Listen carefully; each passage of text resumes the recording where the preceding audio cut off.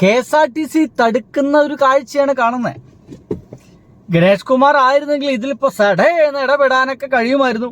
ഒരു മന്ത്രി ഇല്ലല്ലോ, കാവൽ മന്ത്രിമാരല്ല, അവർക്ക് ഇതിലൊന്നും ഇടപെടാനൊന്നുള്ള അധികാരമൊന്നുമില്ല. അപ്പോ ഇപ്പൊ കാണുന്നത് KSRTC ഇപ്പോ ഭരണം മാറിയതുകൊണ്ടേ, കോൺഗ്രസ് ഭരണത്തിൽ എത്തിയതുകൊണ്ടേ നാട്ടുകാരൊക്കെ തടയാനൊക്കെ തുടങ്ങിയിട്ടുണ്ട്, ഇവരെ നെഞ്ചത്തേക്ക് കയറാനൊക്കെ തുടങ്ങിയിട്ടുണ്ട്. ഗണേഷ് കുമാർ ആയിരുന്നെങ്കിൽ ഇതൊന്നും സംഭവിച്ചു കൊടുത്തിരുന്നില്ല. അദ്ദേഹം വളരെ ശക്തമായിട്ട് ഇവരെ സംരക്ഷിച്ച് നിർത്തിയിരുന്നു എന്നൊക്കെ ഞാൻ പറയും. നിങ്ങൾ ആരും അത് വിശ്വസിക്കില്ല. പക്ഷെ ഒരു കാര്യം ഞാൻ നിങ്ങൾക്ക് കാണിച്ചു തരാം. എനിക്കത് ഭയങ്കര സന്തോഷം തോന്നിപ്പോയി. കാണണേ, ഇതല്ല, അത് ഗംഭീര കാഴ്ചയാണേ. എവിടെ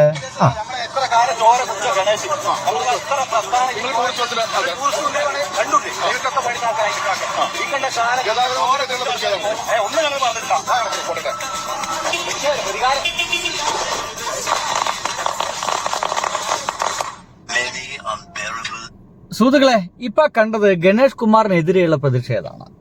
ഗണേഷ് കുമാർ മന്ത്രിയായിരുന്ന സമയത്ത് ഞങ്ങൾ പ്രൈവറ്റ് ബസ്സുകാരെ കാര്യം മഹാ കഷ്ടമായിരുന്നു, മഹാദുരന്തായിരുന്നു. ഒരു രക്ഷയില്ല. മൂപ്പരെ കൊണ്ട് ഞങ്ങളൊക്കെ മെനക്കെട്ടു. മൂപ്പർ തോറ്റപ്പോ സന്തോഷമായി ഞങ്ങളിതാ ഗുണ്ടും പടക്കവും ബോംബൊക്കെ പൊട്ടിക്കുന്നു പറഞ്ഞിട്ട് ഏതോ ഒരു ബസ് സ്റ്റാൻഡിൽ പടക്കം പൊട്ടിക്കുന്നു. ഇനി നമ്മളൊരു കാഴ്ച കാണണം കേട്ടോ, ഗംഭീര കാഴ്ചയാണ്.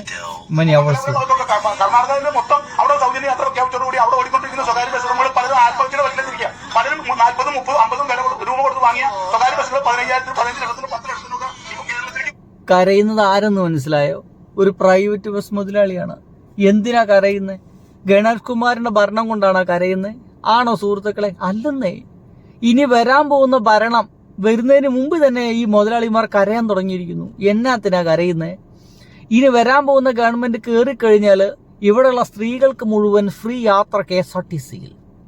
അങ്ങനെ ഫ്രീ യാത്ര KSRTCയിൽ വരുമ്പോൾ ഏറ്റവും കൂടുതൽ സ്ത്രീകൾ യാത്ര ചെയ്യുന്നത് പ്രൈവറ്റ് ബസ്സിലാണ്. ഈ പ്രൈവറ്റ് ബസ്സിൽ അങ്ങനെ യാത്ര ചെയ്യുന്ന സ്ത്രീകൾ എല്ലാവരും കൂടിയിട്ട് എന്ത് ചെയ്യും? നമ്മുടെ KSRTCയിലാണ്ട് യാത്ര ചെയ്യാൻ തുടങ്ങും. ഫ്രീ അല്ലേ, എങ്ങോട്ട് വേണമെങ്കിലും പോയിക്കൂടെ? ടൂർ പോവാന്നൊക്കെയാണ് വീട് സജീശൻ പറഞ്ഞിട്ടുള്ളത് കേട്ടോ. വേളാങ്കണ്ണിയിലേക്കൊക്കെ ടൂർ പോവാം, എങ്ങോട്ടൊക്കെ ടൂർ പോവാം, കേരളത്തിനുള്ളിൽ മുഴുവൻ ടൂർ പോവാം എന്നൊക്കെയാണ് വീട് സജീശൻ പറഞ്ഞിരിക്കുന്നത്. അപ്പൊ കരയുക, ഇത് അനുവദിക്കാൻ പാടില്ലെന്ന് പറഞ്ഞിട്ടാണ് ഇപ്പോൾ ആ ഒരു പ്രൈവറ്റ് ബസ് മുതലാളി കരയുന്നത്. അതേ പ്രൈവറ്റ് ബസ് മുതലാളിമാരുടെ കിങ്കരന്മാര്, തൊഴിലാളികളാണ് തൊട്ടപ്പുറത്ത് ആ പടക്കം പൊട്ടിക്കുന്നത്. ഇതാ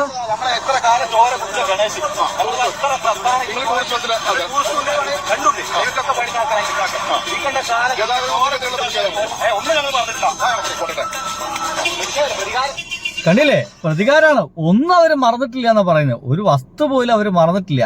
അതുകൊണ്ട് ഗണേഷ് കുമാർ തോറ്റു കഴിഞ്ഞപ്പോൾ ഗംഭീര ആഘോഷമാണ് നടക്കുന്നത്. ഇനി ഇതേ ആഘോഷത്തിനൊപ്പം തന്നെ ഒരു കരച്ചിൽ കൂടി, ഈ തൊഴിലാളികളുടെ കരച്ചിൽ, അതൊരു രസമുള്ളൊരു കരച്ചിലാണല്ലോ. ഞാൻ അങ്ങനെ പറയുമ്പോൾ ഞാൻ ഈ തൊഴിലാളി വിരുദ്ധനാന്ന് പറയരുത്. ചിലപ്പോൾ ചില കാര്യങ്ങളൊക്കെ അങ്ങനെ പറയേണ്ട ഗതികേട് വരുന്നു എന്നുള്ളതുകൊണ്ടാണ്. അച്ഛൻ്റെ ഒരു വാഗ്ദാനമായിരുന്നു KSRTC ബസ്സിൽ സ്ത്രീകൾക്ക് സൗജന്യ യാത്രകള്. എന്താ തോന്നുന്നത്? ഞങ്ങൾക്ക് ഇപ്പൊ അത് ഭയങ്കര ഒരു നഷ്ടമായിട്ടിരിക്കുന്നു. ഇപ്പൊ ഞാൻ ഓൾറെഡി എന്ന് പറഞ്ഞാൽ ഇപ്പൊ സ്ത്രീകളും പുരുഷന്മാരും ഉൾപ്പെടെയാണ് ഞങ്ങൾ ബസ് കൊടുക്കുന്നത്. അപ്പൊ ഇപ്പൊ പൊതുവേ വണ്ടി ഇപ്പൊ ആള് കുറവാണ്. ഒറ്റ ആ സങ്കടം പറയുന്ന ആളാരെന്ന് മനസ്സിലായോ? ഒരു പ്രൈവറ്റ് ബസ്സിൽ കണ്ടക്ടറോ കിളിയായിട്ടൊക്കെ വർക്ക് ചെയ്യുന്ന ഒരു പാവ മനുഷ്യനാണ്. അദ്ദേഹം പറയുന്നത് ഇത് നടപ്പിൽ വരുത്തരുതെന്നാണ്.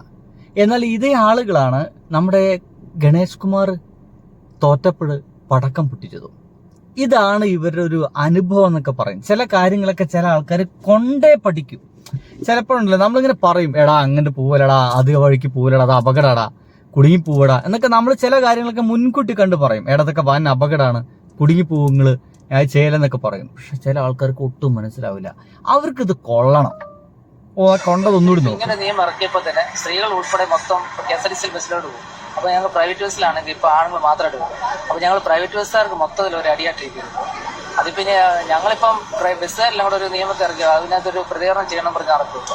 കാരണം ഞങ്ങൾക്ക് ആണുങ്ങൾ മാത്രം വന്നത് ചിലപ്പം ഫുള്ളും എല്ലാ വീട്ടിലും ഓരോ 2 വണ്ടികൾ വണ്ടികളുണ്ട്, എല്ലാ ബൈക്കുകളുണ്ട്. അപ്പോൾ ആണുങ്ങൾ മൊത്തം ചിലപ്പോൾ വണ്ടികളായി യാത്ര ചെയ്യണം. അപ്പോൾ ഞങ്ങൾ ബസ്സുകാർക്ക് ജീവനക്കാർക്ക് അത് പറ്റത്തില്ല. ഞങ്ങളിപ്പോൾ ഈ ബസ്സിലൂടെയാണ് ഞങ്ങളുടെ കുടുംബം പോയിട്ടുള്ളത്. അപ്പോൾ ഇതൊരു ഞങ്ങൾക്ക് പ്രൈവറ്റ് ബസ്സുകാർക്ക്, അതായത് ഈ ഇലക്ഷൻ വന്നിട്ട് വോട്ട് ചെയ്യാൻ നേരത്തൊന്നും ഇവർക്കത് തോന്നലുണ്ടായില്ല. ഇവർക്കപ്പോൾ മാറ്റം വേണം, അത്ര മാറ്റം. ചേഞ്ച് വേണോ അത്ര ചേഞ്ച്, ഞാൻ കൊടുക്കാം ചേഞ്ച് എന്ന് പറഞ്ഞിട്ട് നമ്മൾ മറ്റാൾ ഇറങ്ങിയ മാതിരി ചേഞ്ച് വന്നതാ, ചേഞ്ച് വന്നു, അത് ഒരുമാതിരി തേങ്ങാത്ത ചേഞ്ച് ആയിപ്പോയി.